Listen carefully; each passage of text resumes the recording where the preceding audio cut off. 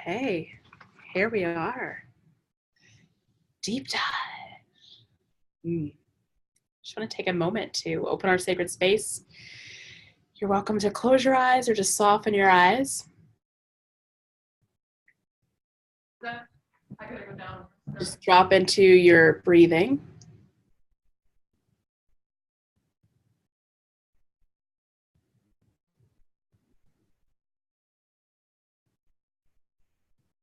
Perfect. I want you to gather all of your parts into this moment.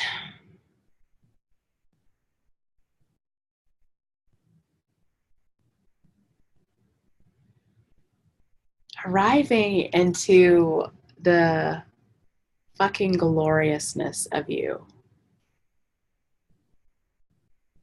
Letting yourself bask a little bit. Almost as if you were just laying naked and taking some sun on your body. That sun shining down on your body is your own radiance, your light, as you come fully into this moment.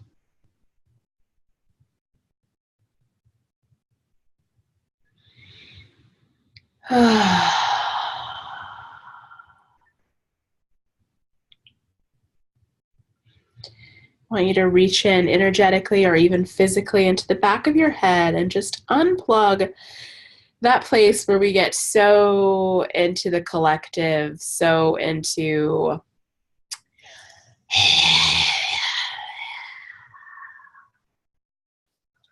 the programming of society, and just free up some of that space.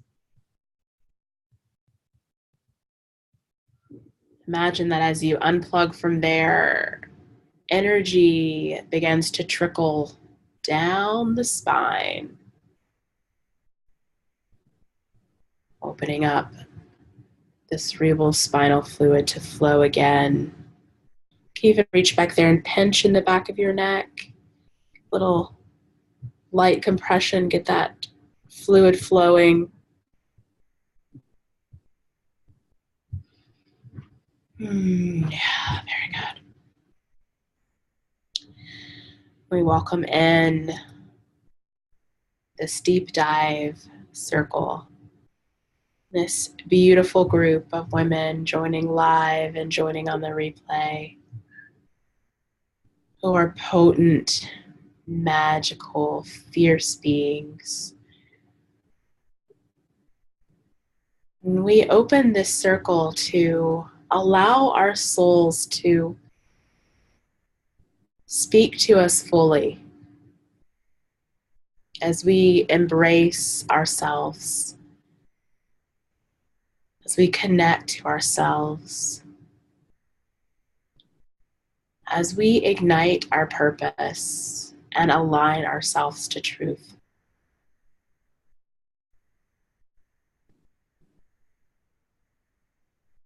We welcome our body and our sensations. We welcome our emotions and the air and the water.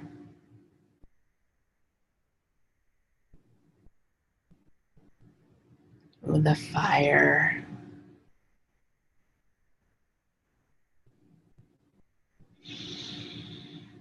And so it is. Beautiful. So we'll just begin with a short round of check-in, like the 2-minute version of where you are, what's up, hello, and I'll just, I'll call the first person, and then when you're done, just call the next person. And if you're passing, you can just say pass at that point, but we'll just do a round robin, drop in, allow anything to be witnessed that needs to be witnessed here at the beginning. And then we'll keep going. And I'm going to call on Edie first, just because she's going to pop out. So you can unmute yourself, or if you can't, yep, there you go. I've been wanting to share this with you all day. Night before last, I woke up. I have this pattern where I wake up and I worry about every single little thing in the whole world at like 2:30 a.m. My alarm, meanwhile, goes off at 4:30. So I'm like also worried that I'm not going to get back to sleep. And the whole pattern started 2 nights ago. And then I put on the, Elisha, I went and found my phone and I put on your stress, the 3rd week. Mm-hmm. And I did it. And it was glorious because I was able to just be calm and get back to the place where, and then I had this horrific dream where my daughter was drowning in the murky brown water and I couldn't find her.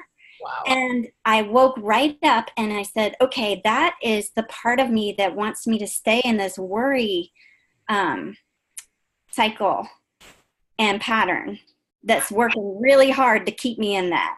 And I said, okay, friend, thank you so much for trying to keep me in my pattern that you think is great for me. But I really, you can just come with me on this awesome other pattern. And I got back to sleep. I mean, it wasn't great sleep in those 2 hours, but it was awesome that I could change the pattern and recognize what was happening and be able to shake that dream off, because it was really a zinger. And then last night it happened again. You know, I woke up at 2:30, but I was just able to breathe and remember and find it again. And I went back to sleep. And just the fact that I could change that and recognize what was happening was such a breakthrough for me. And I've been wanting to share it with you all. So I think it's releasing worry and replacing it with something else. So thank you for witnessing.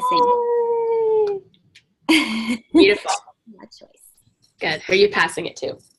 I'm passing it to Angel. Hello, ladies. I have no idea what to say. Okay, yeah, so that doesn't happen very often. So I had this time of intense Angel, and she's pretty deep. I live there a lot. You guys just don't know it, or you probably know it, but you haven't seen her show up yet. That's it, right? And for like about 5 days and just feeling very out of sorts maybe. And I didn't know, I didn't know what it was about. And I think I tried to figure it out. And as soon as I was able to allow that to go away, stop the reasoning and figuring it out, I just sat in a lot of feelings that were maybe not uncomfortable, and different things popped up that I worked on that I won't go into the telling of that tale, but just allowing myself, if you have this look on your face and someone thinks you're in a bad mood, that's not your lane to be in. If you are really quiet and you don't say anything, your own stuff. And if I feel mad or sad or glad or, whatever other million things, or just out of sorts and not knowing where I am, then that is okay. So I allow myself to be in that place. And as I allowed that, a thing would pop up and direct me, do this movement, do this breathing, look this thing up. And I found a lot of stuff and released a lot of stuff. Some of it was all my stuff. Some of it was other. And then did like a restoration. And so now I'm feeling more myself again. And just another piece of the puzzle is in place. Yeah, and I'm just happy to be here. So thank you. I'm picking Rose. Picking roses. All right. That's a great thing. Where am I at? Flying high on the clearing we just did in the live.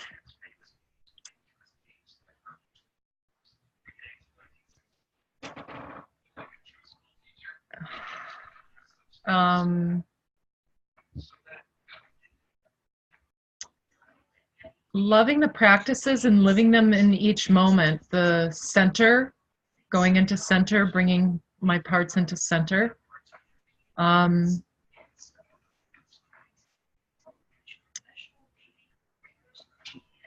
wow,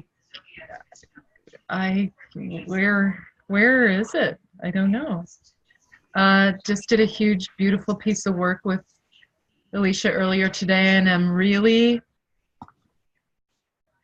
grooving on the new awareness. Okay, words aren't, yeah.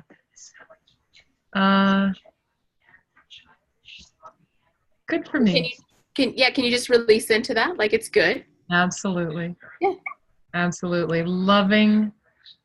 Feeling such intense love for all of us in a new and deeper way. The 12 noon connection. Wow, do I feel that in my body? Loving our love. Writing the book. Yeah. Loving all of you. And Jen. Great. Okay, I'm coming to you live from the new temple space. How about it? It feels so good in here. I had a challenge last week from Alicia about living in my radiance, and it was so freaking hard to figure out what that even meant. I had to do this whole thing of, well, radiance is beautiful, and radiance is glittery, and radiance is light, and radiance for me wasn't. Radiance was clearing shit out of my place and showing you all me completely naked, no makeup, no hair done, sweaty, gross, clutter bug. It was going to, not a funeral, but a celebration of life and living who I'm supposed to be and not having to have the right words, just letting the right words and focusing on my intuition. And my other thing that was so radiant, and it's so hard for me right now, and I'm letting go of the stronghold I have on the custody of my 17-year-old son, because I realized in my radiance that I have been the warrior and the great mother who fought the battles to make him strong enough to be okay without me. So I'm releasing him to his dad for a while. So that's my radiance, and I love you. And here I am, raw and vulnerable. Mm-hmm. Oh, did everybody get to go? Megan.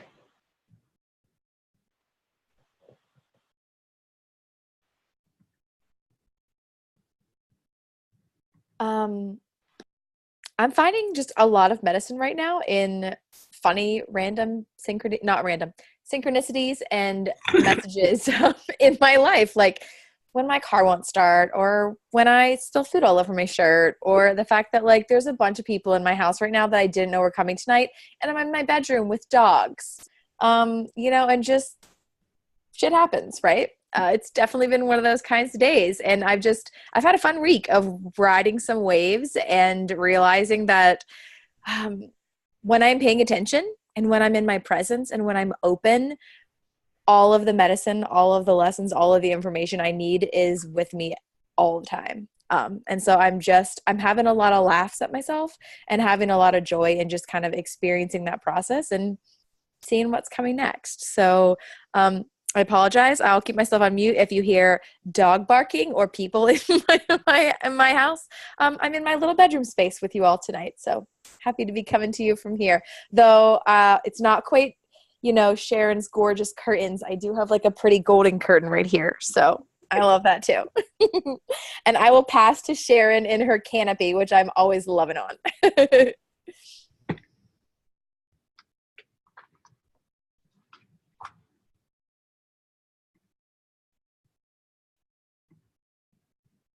Can you hear me? Okay. For me, I think the craziest thing that happened to me was really yesterday or last night, after I saw the posting for the rage.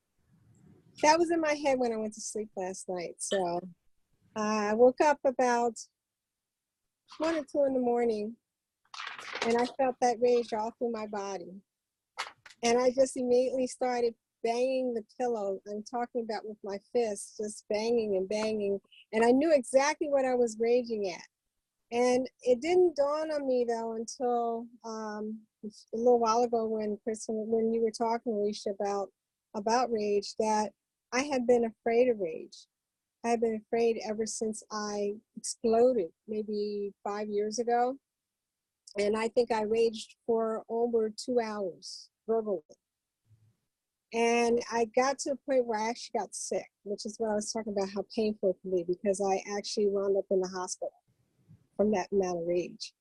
And I actually woke up at night dreaming about walking around with a baseball bat, just smashing everything in front of me.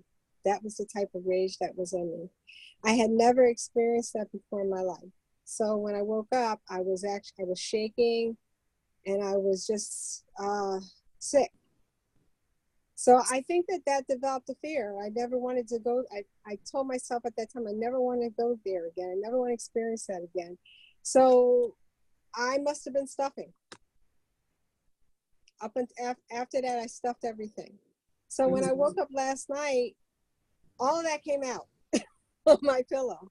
So thank you. Yeah. So that's basically it for me. Just that. Yeah. So I wonder, around when you had this experience years ago, if the rage that got triggered was around trauma. Yeah. Yeah. Yeah. And so, with that, you're not actually processing rage, you're processing trauma. And so it makes sense exactly that it would have taken that type of physical toll and taken you to such a deep cellular place with the shaking and all of that. And as probably awful as it seemed at the time, it was better. It was better than holding it. Yeah. Yeah. And I think, what I wish for all of us is that this, that we were taught these normal releasings, and we were given safe places to go to process our rage, right? And that's one of the things I'm working to create, is how do we create places and spaces and ways that we can process and safely process the trauma, that we're carrying, so that we don't have to. Yeah. The things that I was thinking about, I think I posted it one time about a wailing wall, a place where we could just say whatever we have to say to get it out. Exactly. I just, that thought is in my mind, that's what we need. That's why I thought about how they do that I believe they do that in Israel. Yep. They have a wailing wall.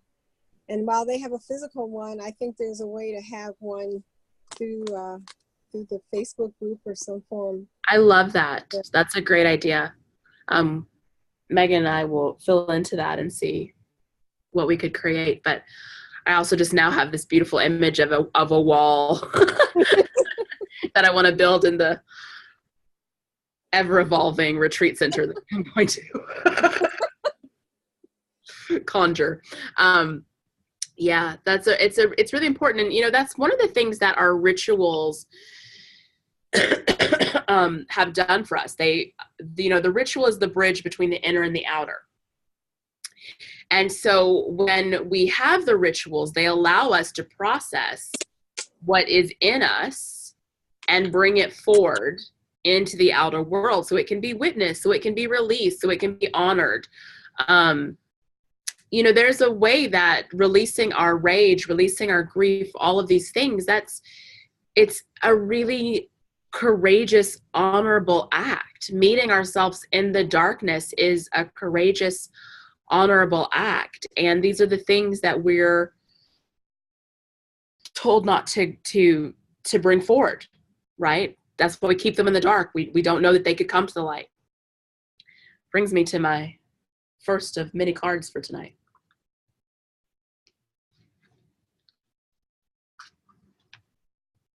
Kate, are you able to be here?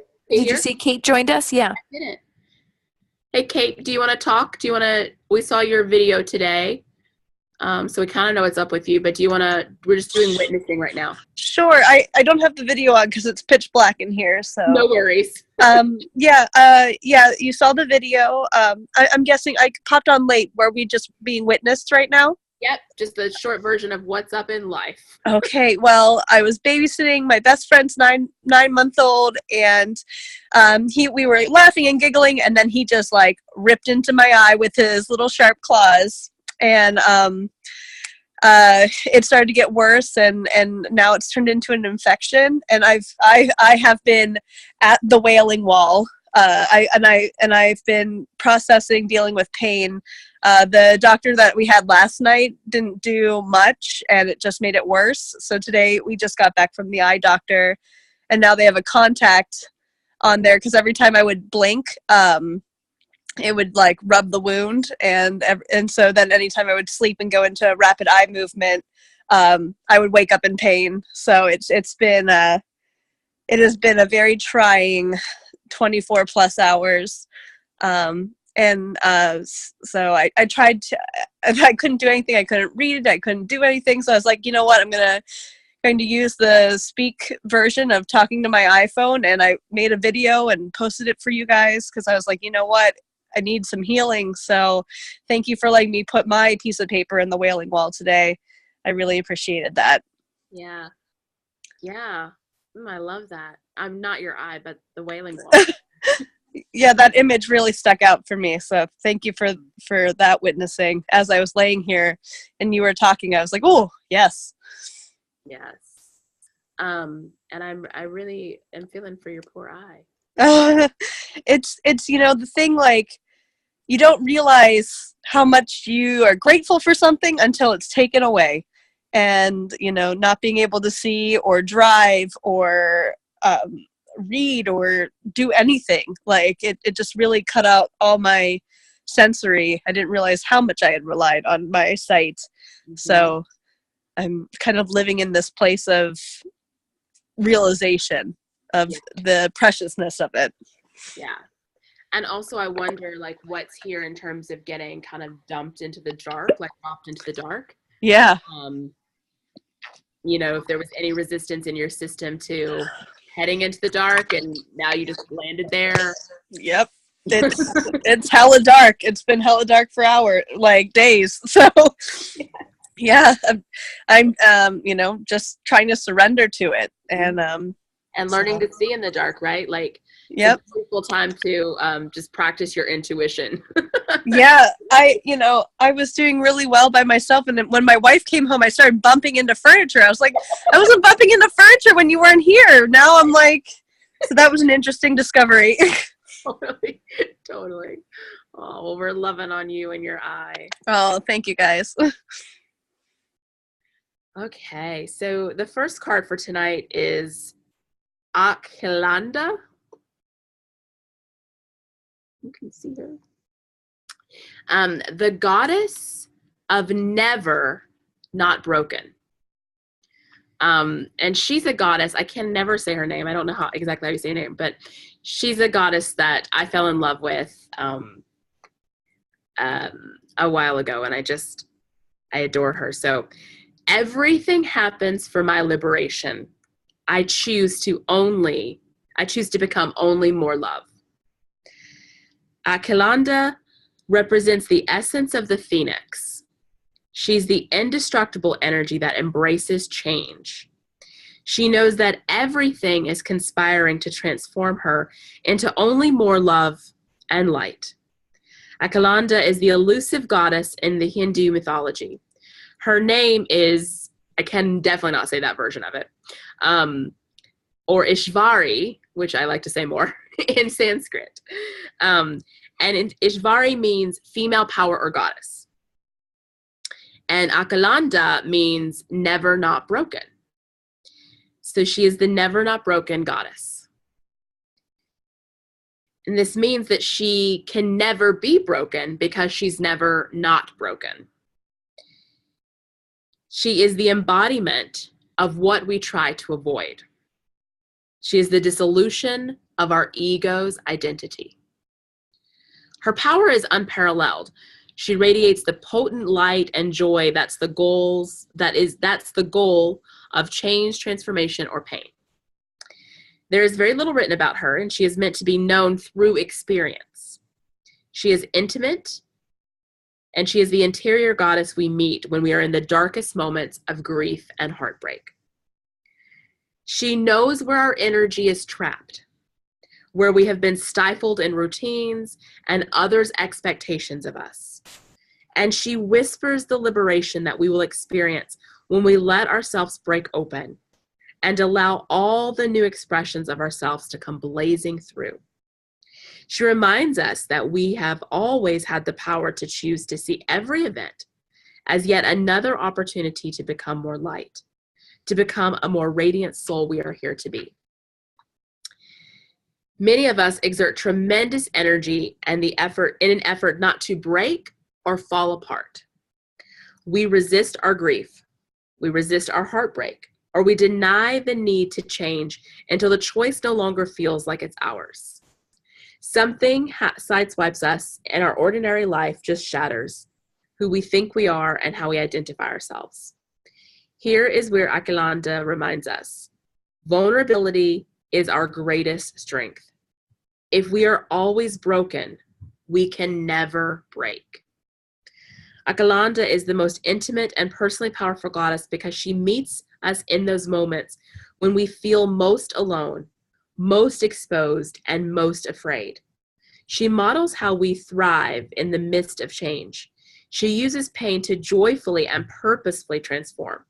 She sees everything as an opportunity to release what isn't serving, and she knows that being broken isn't a failure or something we should avoid. Actually, it's the whole point.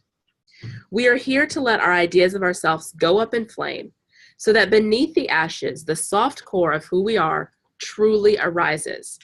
And so that we remember that it's not the heart that never breaks. It's not the heart that ever breaks. It's only the ego. The heart only ever expands. So the soul meditation question is, what heartbreak can I now see as an opportunity to expand? And I want you to think past just what your maybe first inclination of heartbreak means into even deeper. What are the places that you're avoiding breaking?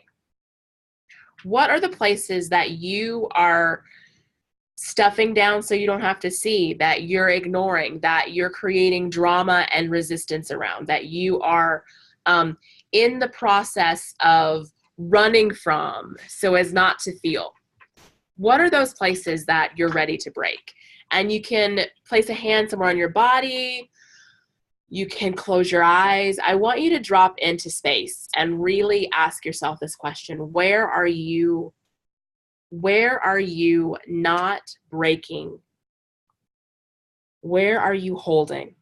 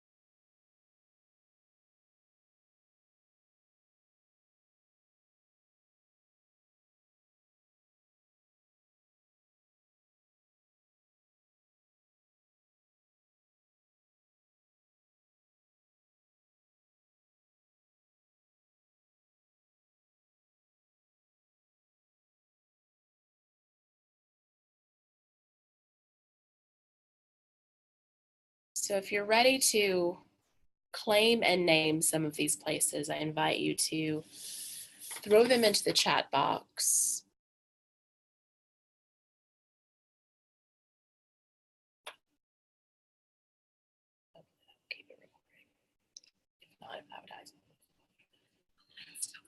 Or speak about what you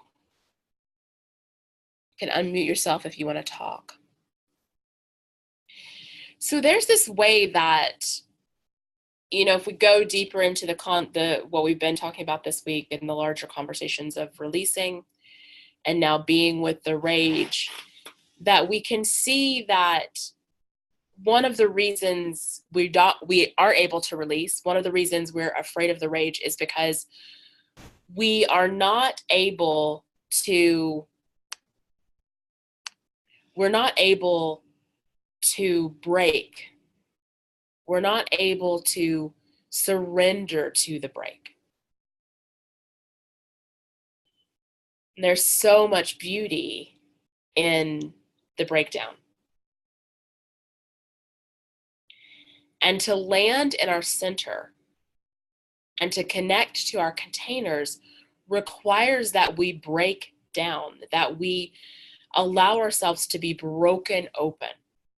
We can't layer a center and a core on top of the armoring. We have to go through all of that. I'm going to scroll up. So if you haven't noticed, Megan and I have had to switch computers. She's doing some troubleshooting on mine. I am now Megan.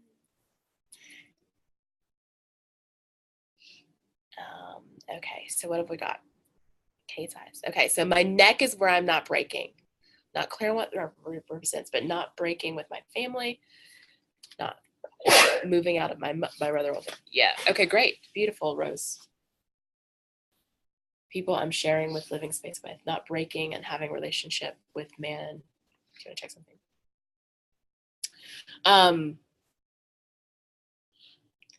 Yeah, so not breaking those barriers to relationships.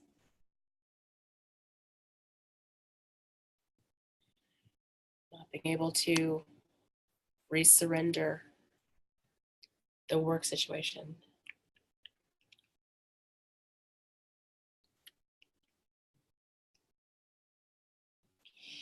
It can also be a little even more elusive in our system, things that we can't necessarily name, right? So we just feel the places that aren't breaking, right? Or we notice we're in a story about the things we should be doing, or how things should be, or how other people should be, or I'd be really great if I could just. Or we find that we've fallen into a pattern of needing to, so I noticed that we might not be in surrender when most of my practices would be about cutting things out or setting things on fire, or some type of like getting them away from me, right? Some of that fixing mode is a lack of being able to be in our breaking.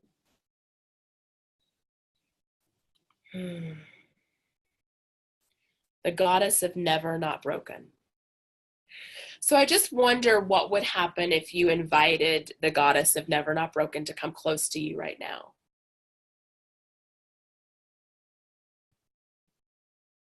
Maybe you invite her to come stand behind you and kind of drape herself over your back. Or maybe she comes to stand in front of you and she places her hand right into the center of your heart. Or maybe she places her hand into the center of your core.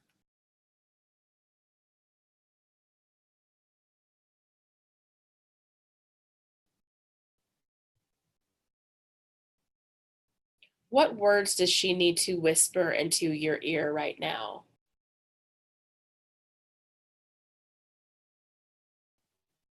To allow you to break just a little bit so that you can drop into your center.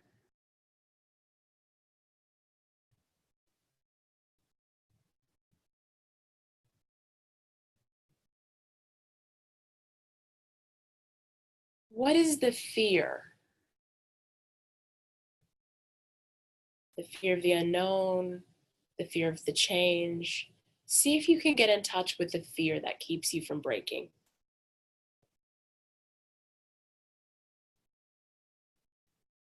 When you've got that fear, I want you to repeat, everything happens for my liberation.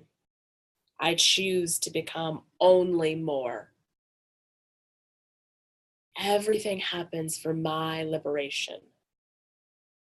I choose to become only more.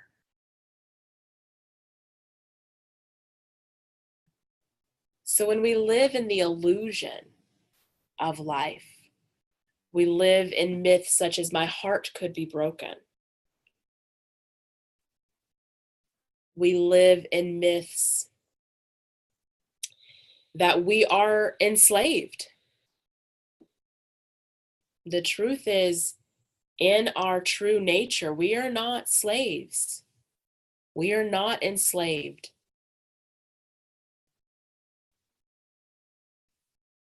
We live in the myth that we are small. We live in the myth that we must go with everyone else. We can't be different.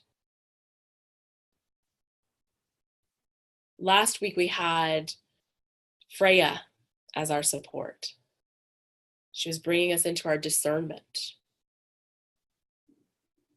bringing us into the holy hell yes, bringing us into the question of what is the most nourishing choice I could make at this moment. When we live in this broken state continually, we get really good at those discernment pieces and in making nourishing choices. The myth that acceptance is outside of myself. Yes. So from this place of breaking, from this place of living broken, we start to get to that juicy center. And that brings me to the third goddess, my second card tonight. So we've got Freya, and we have Atalanta. And now we will call in the power of the white buffalo calf woman, who is the central goddess in the Lakota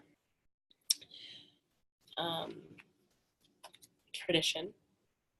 And she represents the sacred vision that gives us hope that all will be provided for us.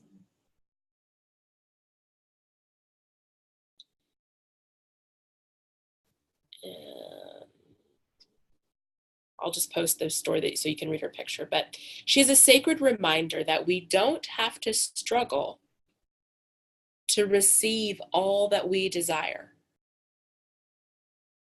When we join our heart's longing with action, we find that there's a sacred way to move through this world. And just drawing the lines for us, the only way we get to our heart's longing is by being broken open. The heart's longing does not live in the armored state, right? That's ego wanting. That's ego drive. In the brokenness of being broken open, we have true access to our heart that could never be broken, right? In that broken state, our heart is expanding.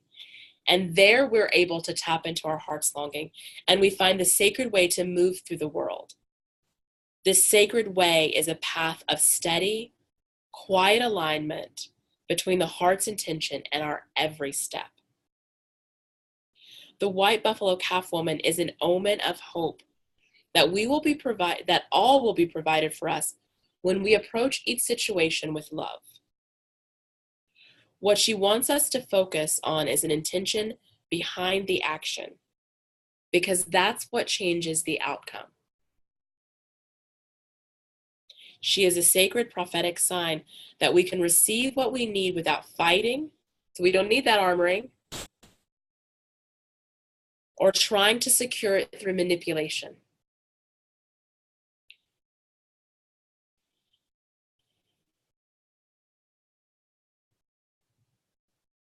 And so the question that comes with the white calf buffalo woman is, what is my intention for the work I am currently doing? What is my intention for the work that I'm currently doing?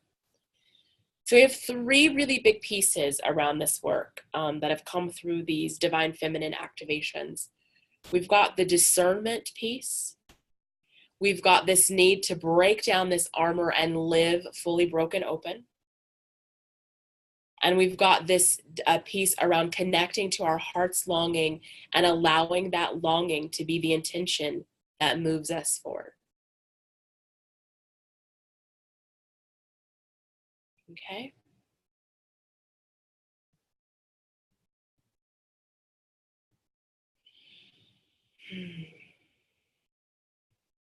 So what is the container?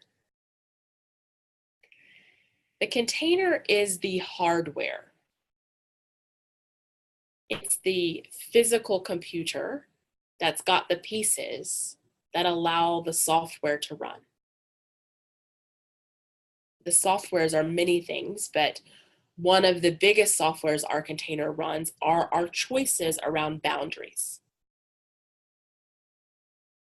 But the container is the hardware. If we get the factory settings going, depending on what our model is, we might have some interesting containments, right? So we want to make sure that we are consciously programming. We're choosing the apps that our container holds.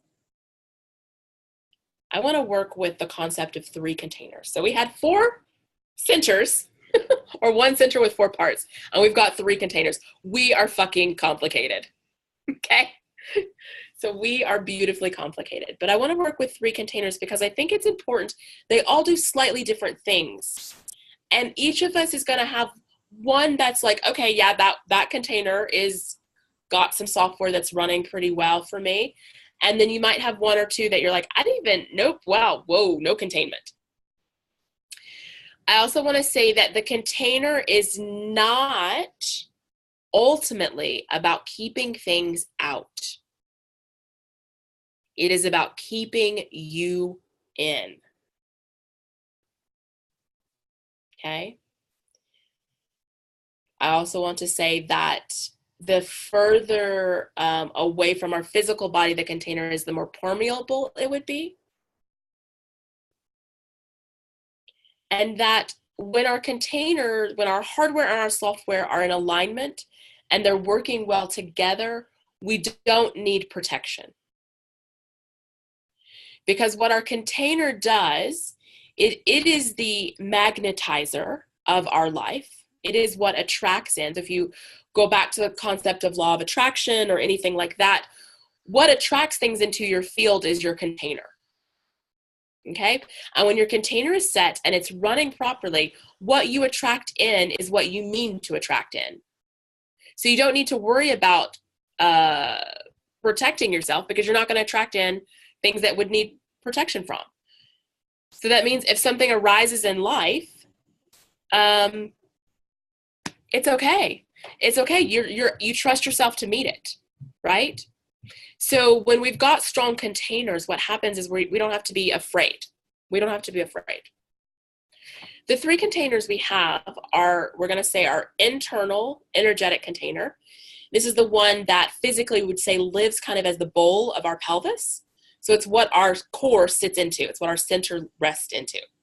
So if you imagine energetically, our core is the relationship between, it's right between our navel chakra and our sacral chakra. Okay. Reminder that the navel chakra is not one that is talked about when we talk about our mainstream chakras.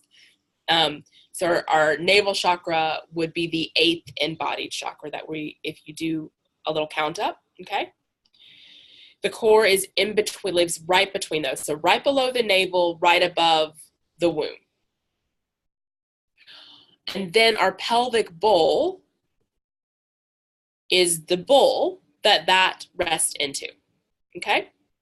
So our internal container is a bowl that sits kind of like there in our pelvis. The next container lives just around our skin level. I call this the small field container. Okay, just around my body.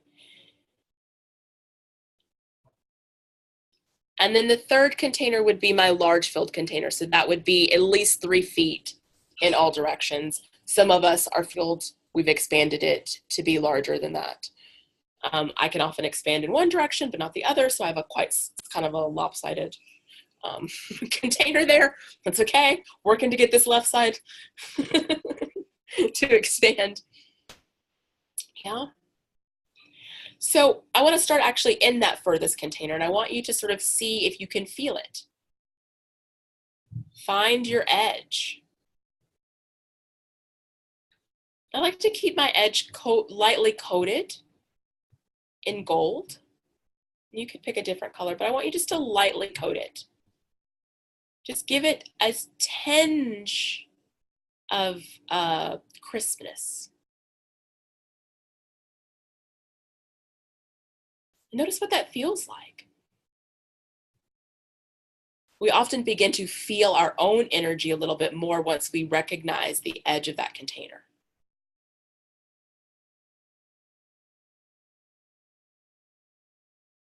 And then I want you to use your third eye like a little beacon light, like a little searchlight. And I want you just to move all around in all the directions and notice what you see in your field. What colors are there? Maybe you notice some shit that's not yours, right? Especially as you go into the backspace. You might notice that at different physical levels, your field feels different. Just what do you notice as you create an awareness of this container?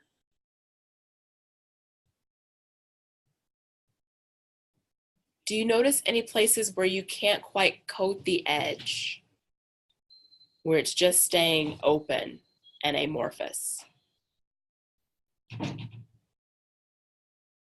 Don't try and fix anything right now, just notice. Don't even start hauling garbage out, just notice.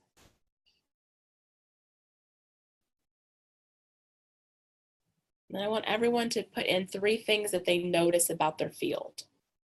Notice about this experience of bringing awareness to this container. Notice, does it feel uncomfortable to notice that container? Does it feel good? Does it feel confusing? What's up? So I have to scroll the opposite direction here, don't I?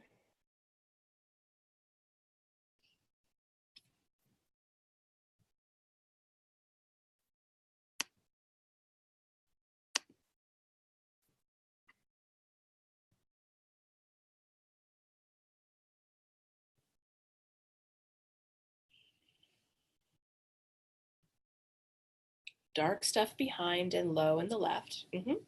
Thinner up above to the right. Chunky dark stuff. Excellent. The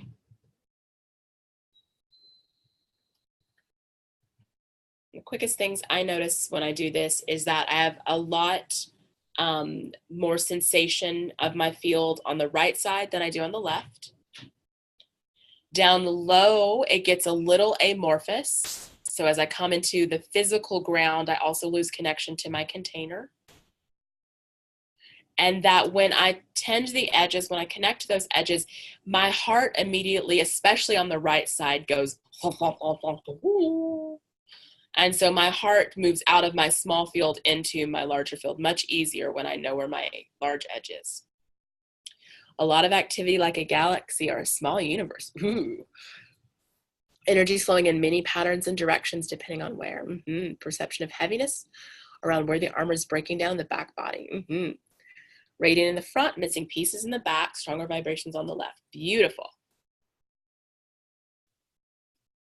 And Kate, if you want to ever unmute yourself and just pop in, don't worry about talking over me. I'll be quiet when you start talking.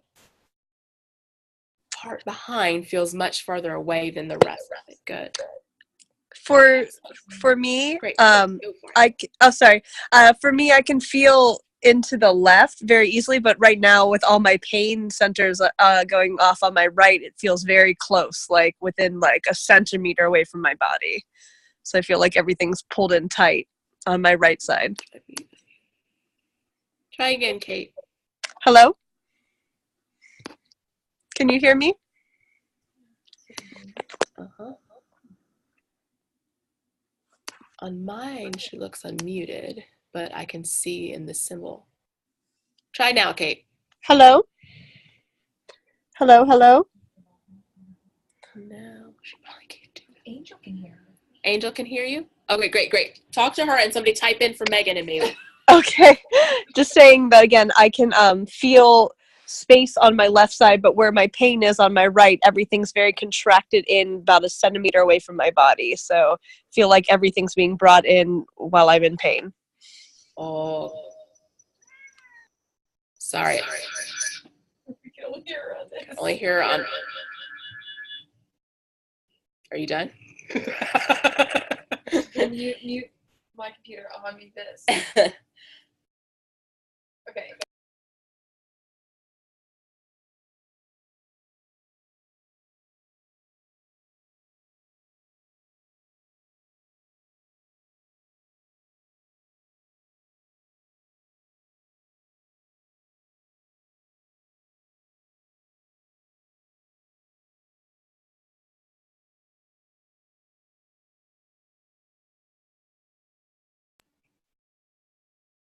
Can you hear me now?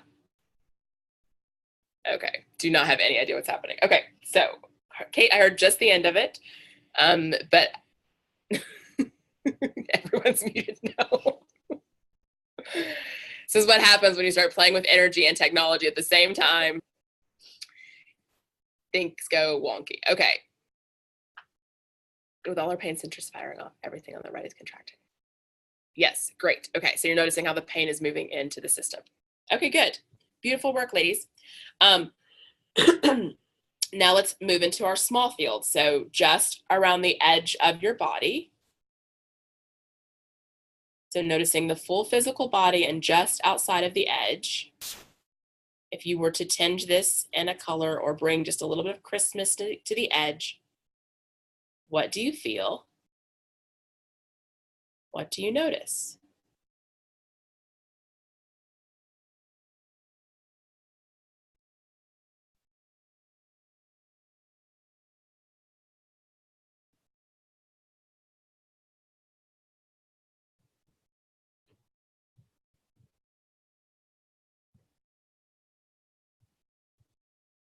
Sometimes it's a little bit easier at this level to get some eyes on the leaks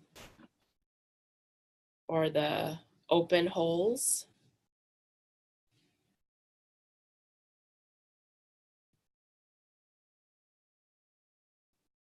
So just noticing that.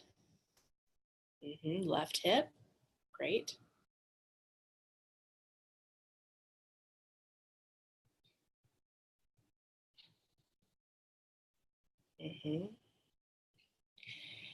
So what I want you to do, Rose, is be able to have both containers working at the same time so you don't have to move inside this container. So if you imagine that you're taking up this whole space, this is kind of an inset inside of that, right? So you don't have to move in here if it doesn't feel like you want to. You can stay in the larger field and just notice where that lands inside of that. It's an important thing to notice because we each have places where we like to live. You'll notice which one of these containers you like to live in most, okay?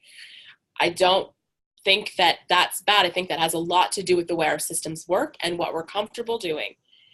And if you like to live in this expanded state, then that is the container you will work with most.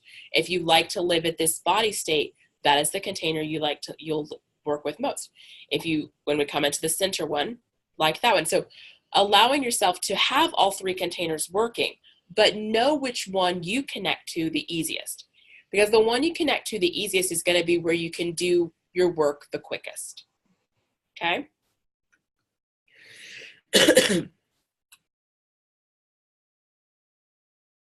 I also think just so in looking at types of people that would like to live in the larger container, if you you know, have had trouble kind of embodying in this life, like being in your body is difficult, then working in the larger container allows that place in your brain and your soul that goes, oh shit, I can't stuff myself into this thing. What? I'm huge. You go, okay, why am I trying to stuff myself into my body? I've got a lot of space here. And then also too, if you've had times where you've not been able to take up space in life, where you've had to be really small and you've kept yourself tiny, working in that larger field can be really good for you. One thing I noticed, you know, Kate was talking about bumping into stuff when her wife came home. Part of that was because someone else was in her space, and so she was feeling multiple energies, and so she'd been practicing with just her energy in the space and the energy of the inanimate objects, and then somebody else comes into that and you're like boom boom boom boom, right? I also noticed that in my own self, when I go through an expansion, I am so clumsy. I trip on things like the ground. I'm like, where did you come from? I walk into furniture. I'm notorious for like banging my shoulders and my elbows into stuff. Because when my energy expands, I can't figure out where my physical body is at the same time.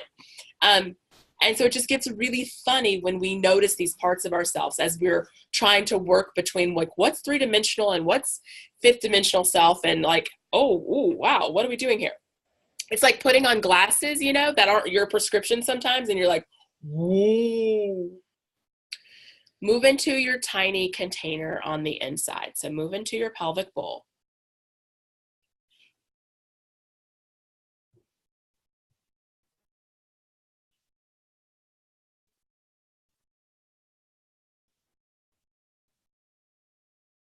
Notice what you notice about this container as you bring some edging to it.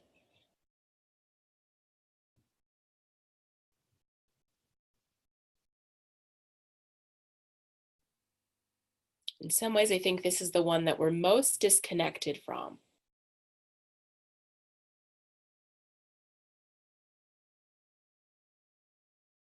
Especially if we have any womb trauma or numbness in that space. Sorry, I missed some comments on the previous one. So Sharon around the body said, stronger vibrations on the right, more light drawn more to the third eye. Good. More noticeable pain areas, Angel. Very buzzy all around. Feels constricting though. Yep, good to note. Okay, so now as we move into this, Rose says, I love my bowl, bring awareness to it. It's red cherry wood, beautiful. Sharon notices she's most grounded there, beautiful. I think because it's new to my awareness, I am just excited to know this part of me. Absolutely, it's always fun to meet new parts of yourself, isn't it? So in this bowl, I want you to now activate your center. So we'll start that by finding our central column, so bringing some awareness, some light activation to your central column. So from the chakra just above your head, down through your whole system, go ahead and go all the way down and connect it to your root, and then move back up and find your center between the navel and the sacral. And first just connect to this small kind of physical place that it is, and then allow yourself to expand into the energetic place. Let the anatomy go, and then let that rest inside your bowl.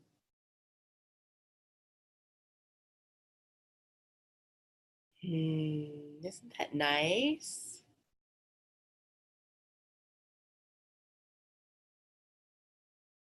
Welcome home.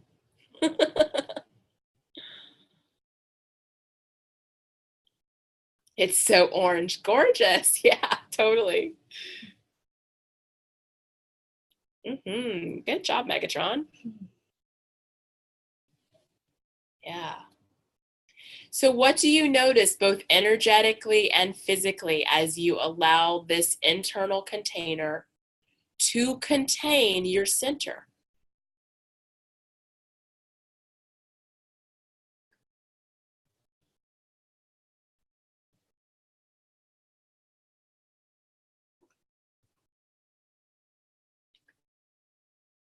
What, Rose? What do you notice when you allow your container to contain your center?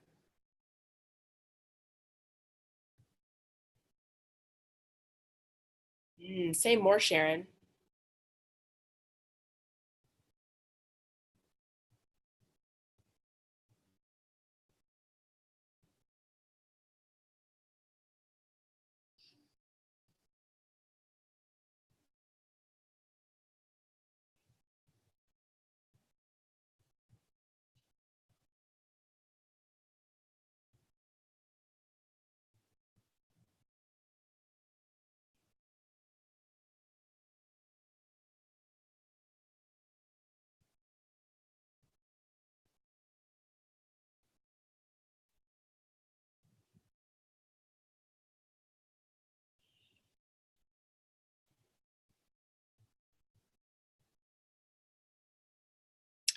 We're gonna start at the top, at the 8th chakra up here, our causal moon. And I want you to notice, ask yourself, is there anything that I'm holding there that needs to move down into my center or the container of the center? And if there is, just allow it to fold down into your central column.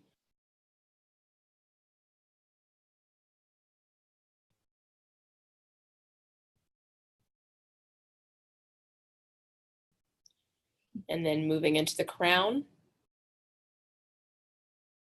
And so these things you may know something, you may not know something, you may feel something, you may not feel something, you may see something, you may not see something, right? Asking the question, trust the answer, allow the process. That's beautiful, Sharon.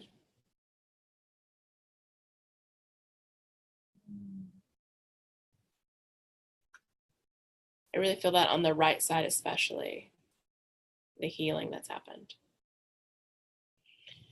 So asking the crown, is there anything that you're holding that needs to move down into the core, down into the container?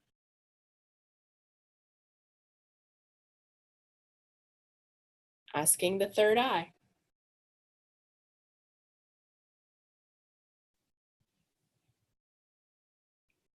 We're going to ask this back, the occipital ridge, our pain ridge back here.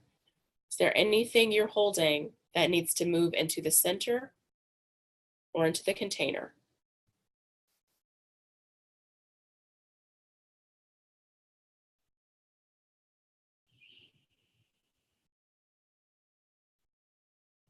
Throat chakra. Anything that needs to move down into the center, into the core.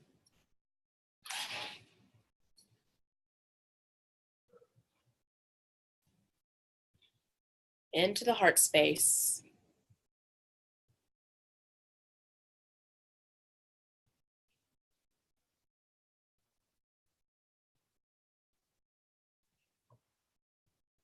Checking the solar plexus.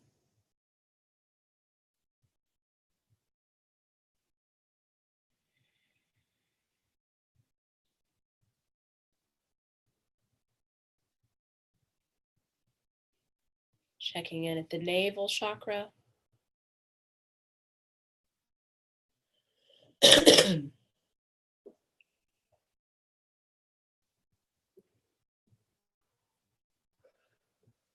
Moving down into the sacral chakra. This might feel more, instead, it might feel like I'm moving up. It could also just feel like I'm moving over or an into, just depending on how your mapping's working. But anything that needs to shift from the programming being held in the sacral chakra into the programming of the container or the center.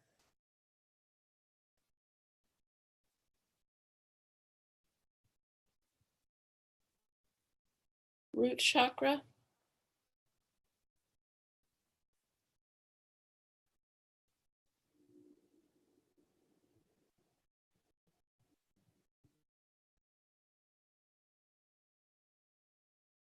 Earth Star Chakra, so the chakra below your feet.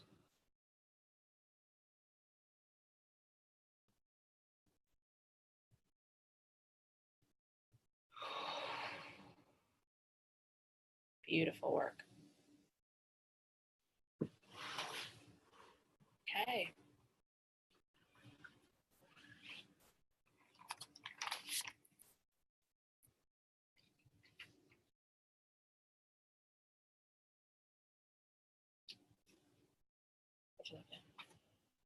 Just trying to figure out what's going to happen when this ties. So I'm finishing up your homework. I'm making you a packet. Around center and the container. It's just a bunch of questions, right? A bunch of things that you can work through over the next few weeks. So this is our second masterclass. We've got one more in October. And the reason they're kind of front loaded is because I want you to spend a lot of time processing, unpacking, playing. The third part of this process that we're going to do in this quarter is to do some story rewriting. And so what I really want you to do through these energetic processes is really get in touch with what's going on so that as we rewrite the story, this is the final rewiring part. You've been playing in the energy, you've been playing in the emotional parts and using your physical body to do that. And so when we get to the rewriting of the story, we are so ready to write it as we choose to live. Right? So as we will write what these new fierce boundaries will be, these new ways we will be magnetizing, what we will call into our lives, we are going to be so on point that the stories will be so aligned that you will be in basically instant creation and manifestation. Okay? Yeah, totally. Stomp it out. Absolutely.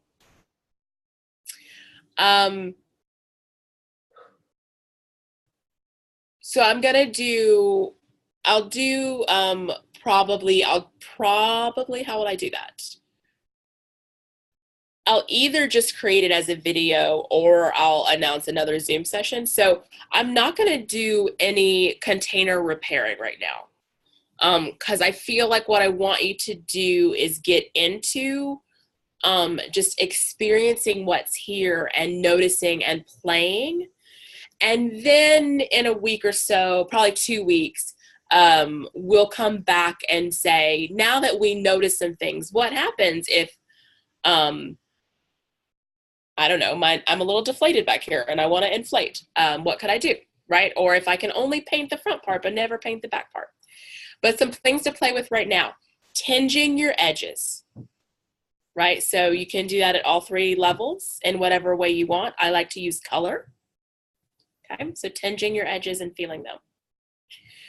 Noticing as energy passes in and out of your containers. So one of the best things to do is start paying attention when you take your energy out of your container and you send it out into someone else's container. Okay, did you mean to do that? Were you purposefully sending them something? Did you send that on accident? Do you have an open channel leak that's just flowing, right? Do you have a little spout that's just spouting things at people? Just noticing that. Notice where you've got an open door and people are just walking right in and you're like, why are you in my living room? And notice where your front door is open, right? So noticing those things. Noticing which container you go to when you get triggered. Do you go to your large field? Do you go to your body field? Do you go to your tiny one? Right? Where are the triggers living? In which containers holding those programs? Okay. When you feel all the things, right? So noticing, so where do I go when I'm feeling anxious? Where do I go when I'm feeling excited? Where do I go, right? So you might have different programmings living in different containers. There's no reason to change that. It's just really interesting to start paying attention to yourself. Where do you go? Noticing if you can be in all containers, the parts of you that need to be in all the containers, even if you're allowing yourself to lead from one container. So I generally lead from my internal container. I am then secondarily connected to my external container. It's usually my small container self that I lose, right? I also can pay attention to that because physically I know that happens when I, again, start bumping into things I don't know where my body is. I've lost that connection and awareness, right? Or I get the dropsies. That's a huge like light bulb for me, that I am not paying attention to my container, and that probably I've got an energy leak at that level. They can't hold on to anything, literally, physically. Like, I just got the dropsies. I also know I'm leaking energy. So that's a huge light bulb for me. So just paying attention to those things so you start getting your tells, right? So we want to start getting our telltale signs so that we're learning from our own system, right? Because yours might be really different than getting the dropsies like I do. I want you to also do this practice of asking each of the chakra systems, or anywhere else in the body, or any way you want to do this, but asking yourself, am I holding things that need to be in the core center? So remember, so we talked about today really that living in this brokenness, right? Another way of saying this is what I said last week, where we're moving from the extremities into the center, into the central line, right? So these ideas that to be in our soft suppleness, to live broken open, we have to move from the edges into the center, right? And so there's a way that many of us are not connected to our actual container, but we've got spikes out, right? So we're not living as container, but we're living in daggers, right? And that's the way we're protecting ourselves, right? And so we need to put those daggers down. We need to repair that edge of the container at some point, right? And because when we're in our container, we're in complete flow. The container creates the stability for us to be connected to the complete flow of life. So that on a dime, I can shift to what's coming up and what's happening. And I trust myself because I know how to be in containment. I am so beyond safe when I'm in my own container, right? I'm not taking on other people's stuff. I know what the programming that's running is. And therefore, I do not have to be afraid. I do not ever need to step out of trust in myself in meeting what's arising in life. Trust. Yes, Jen. Are you chanting it? Trust, trust, trust, trust. Yes. Yes. Okay. This brings me to our third and final card of the night, which is faith in the process from the Sacred Rebels. Get a glare.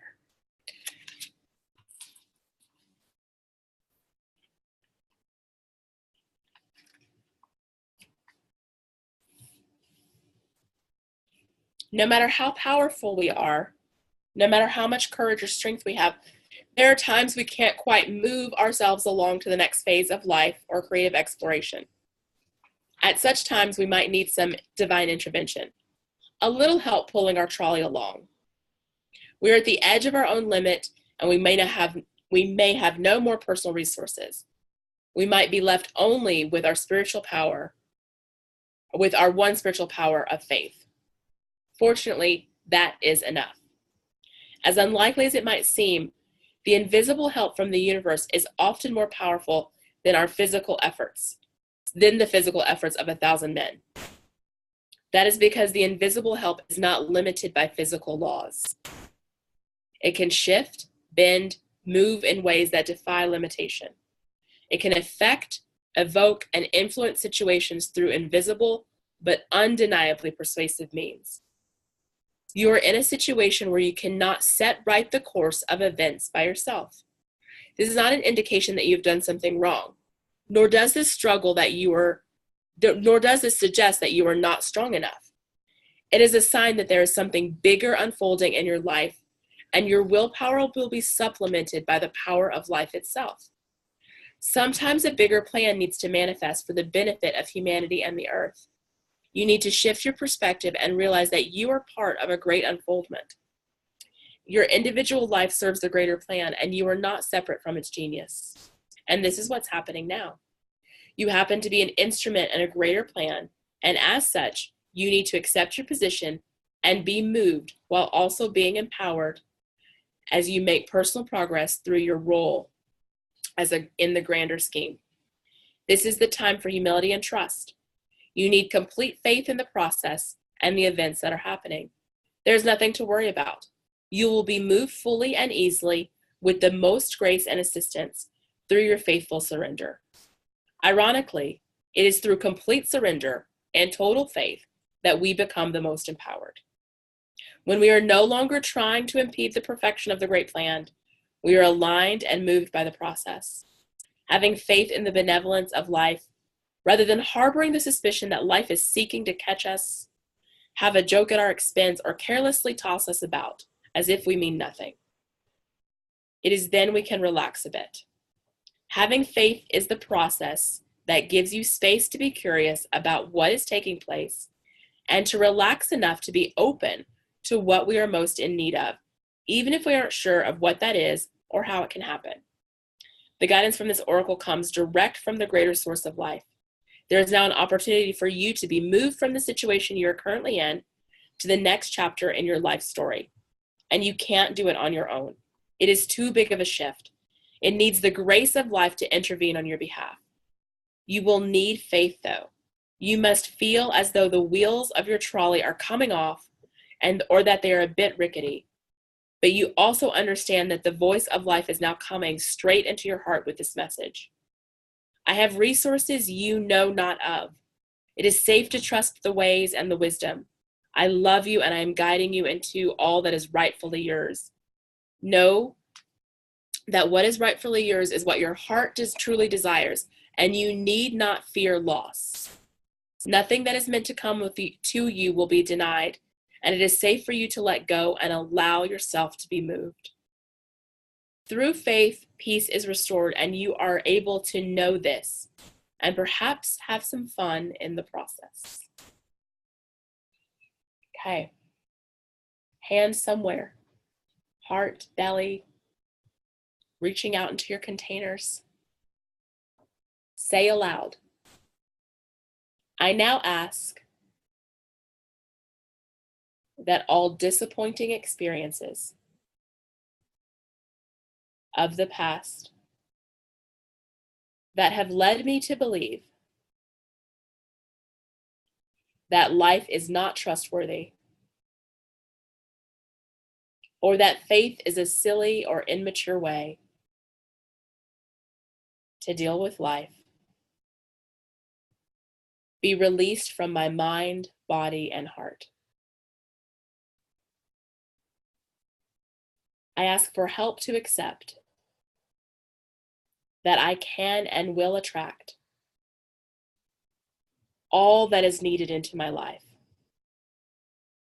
at the perfect time and in the perfect way. I ask to be empowered to absolutely receive all that can assist me with gratitude and without shame or guilt. I dedicate myself to be a clear, loving, open channel for the flow of life. I know the benefit in doing so is not limited to me, but will flow so that life can benefit others through me. I trust in this now through unconditional love. So be it. Beautiful. Okay. So if anyone has anything that they'd like to be witnessed in or anything else to share, I open the floor for that now. Sharon, beautiful. Actually, when you were reading that last card, it made me remember an incident that I had a few years ago with my daughter and I. For some reason, the two of us were we were in the airport and they had changed our departure gate. And it was all the way on the other side of the airport. And the plane was about to take off. So we were rushing to get through. The whole time I was looking as if I was looking down a tunnel. And I saw all the people coming towards us. And there being no space for us to get through there. So I immediately called on Archangel Michael. I just said it. I need your help, Archangel Michael. And it was as if, as they said, the waters parted. It did. It parted. And we actually just went straight through there.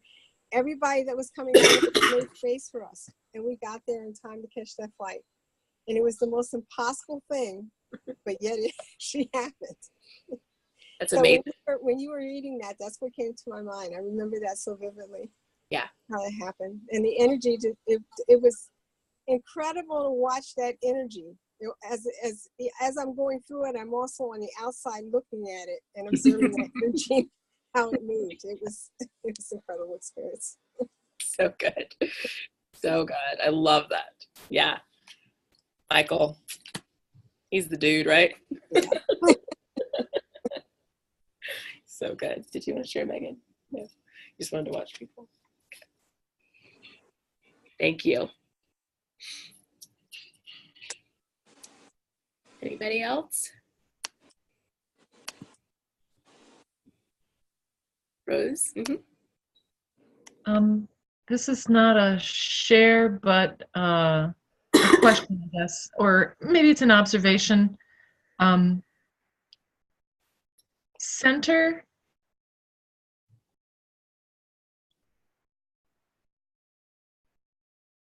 seems to be a different kind of thing than container and chakras. It feels to me like container and chakras and core, what do we call that? Central column.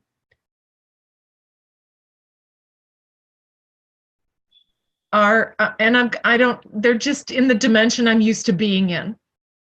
And center seems to be both in the dimension I'm used to being in and the new dimensions that I am just becoming aware of. So my perception is center is also a portal to other dimensions, whereas these other things have always been here. Mm-hmm.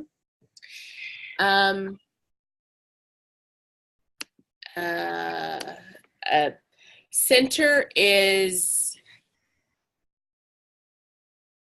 so there are yous in lots of dimensions and places, and center is the place that connects all the yous in all the dimensions, right? Thank you. Yes. Thank you. Thank you. Thank you. Thank you. Thank you. Yes. Center is your God spark. It's your primordial goo. It's your light source. It's, so if we go back to what the, to not the Old Testament version of Genesis, but more of the a Gnostic text or a Kabbalist text, what it would say is your soul is the spark of God placed into your physical body, right? And this is a very intentional process of us becoming created. It's what makes us human, right? This exploration of the human versus the animal, right? So we are the animal that is infused with God. And that in this place of center is our energetic, multidimensional, subtle body, all those words for it, place where that lives inside of us. So yes, it will take you into the stars, of course, absolutely. And it's what brings your soul here. Yes. Yes. So as I was, last week we did the exercise where we brought our toes into center and got information from them. And I've been playing a lot with that and wondering, I'm not getting what I would say is like information. I'm getting stuff, but I wouldn't call it information from these parts of my body. And and so, you know, I'm just playing. I'm like just discovering what I discover. And there was one point at which I imagined center being larger than my physical body, like my whole physical body was encased by center the way my energy body is encased or encases my physical body. And so I just wanted to ask, like, I guess there's a part of me that's like, am I fucking with something that I really am going to regret? Because I've done that. And, you know, that's kind of why I'm bringing it up, but also just like, wow. So one of the reasons why I am really anchoring us into the center being this small physical nugget placed in a really specific part of our body is that both in our energetic anatomy and our physical anatomy, that is an important place for us to allow the resting into. Okay, so to be outside of tension, we need to find this place. So once you find it, could you play with moving your center all over the place? Absolutely. But I'm really going to encourage you to actually land in this small portal, centered place, specifically below the navel, above the womb, and really understand that before you start playing with it. Not because you're going to fuck something up, but because the relaxation of your system that will happen, the ability to live broken open in surrender with heart longing will happen once this is found. Because when we're in that deep connection, when we know what the core centered connected place is, everything else relaxes. Our brain doesn't have to strive for all of these things. Our extremities don't have to work so hard. Our emotions don't have to be so rigid. Everything knows where it's living. Then from there, you can be as creative and as playful as you want. You can put your center in your elbow. It's, you know, like you have the connection then to be in all of the playfulness with it. Yeah. So I love your inclination to play. And what I'm going to say is play in that place. Yes. Okay. Really find it. Right. The other thing I would say is if you're feeling like you're not living in the extremities, start playing with where you are living in the body. The low back. So you might want to play with other parts that you could draw that information that needs to land and center from. Say that again. If I'm not living in my extremities. So maybe you're not living in your tips of your fingers and your tips of your toes. Okay, and that relates to me not actually getting information from there, but draw my, yes, I did. That's the only, other than my tongue. Okay. That hurt. Yeah. Okay, my lower back, that place we were talking about is the only place I did get information the one time I tried it. Yeah. Yeah. I would say you'd probably get some from the back of your neck, yes, of your shoulders, your low back, maybe actually even from your knees. Oh, haven't tried that. Okay, thank you. Yeah, totally. Thank you. Great. Thank you. Anybody else?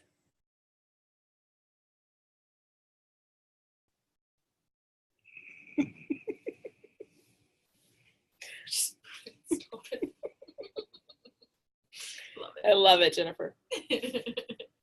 Stomp it out. Okay, ladies. So we have come to the end of this part of it. And now you'll just move into exploration and noticing. And I do want you to either include this, what you're noticing and your sharings in whatever accountability or thing you've got going on with Megan. If you're not involved in that process and or you also want to involve me in the process, please plan to, shoot me an email or a PM that kind of lets me know what's going on with you. I will have your lovely packet to you by Saturday. So it's just in the midst of a lot of other things that I'm clearing up and cleaning up before I leave the country. So I may get it done tomorrow. But more than likely in my tippy tapping, because I wrote it all out in a notebook, which was not the smartest thing, but I process better on paper than I do. Anyway, so I just have to type it out. But I'll have it to you by Saturday so you can continue playing. And what I would encourage you to do also is, whether you do both calls, again, fully, at least do parts of them, kind of know where you need to land and go back into them. These calls are yours forever, not just because you might have missed the original going through it, right? But so that you can continue to revisit them and allow yourself to continue to be in this process. Because again, just like I said last week with centering, this is work we do continuously. Continuously, I'm playing in my container and checking it out. Continuously, I'm working with my center and gaining information and gaining capacity. So these aren't things that we do once. What we're doing in this deep dive work is giving ourselves the really deep processes of how we live if we really want to be involved in transformation. And so that is a moment by moment for the rest of your life type of work. So we're not getting anything done.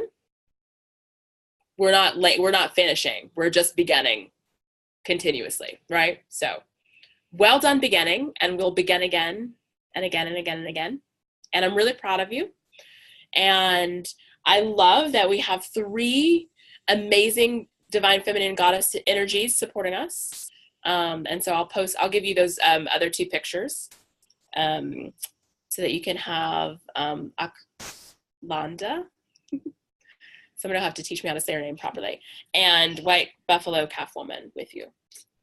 And if you have, what's that book? Nope. Okay, never mind. That's it for now. So I love you. Oh, another thing you could do, go back to the Rekindle container meditation. It's not this deep. It's not as deep as we're working, right? Because I did that for anybody could follow along. But what would be interesting is for you to go back and do that meditation now that you've got a different sense of your energetic system, and just notice what you notice and see how it is. I'm so happy you were here today too, Angel. It was lovely to have you, and such a beautiful surprise because we didn't think you were going to be here. So it's amazing. Totally. And I think the next call's on a Wednesday. Next call's on a Wednesday. Yep. So that will work out nice. And then we've still got one, I think, to reschedule for October. So it'll all work out. Yay. So thank you, ladies, so much for tonight. And I feel like there was something else I was going to say, but it's totally living past me now. All right. Love you, love you, love you. Wait, stop recording for first. Try that.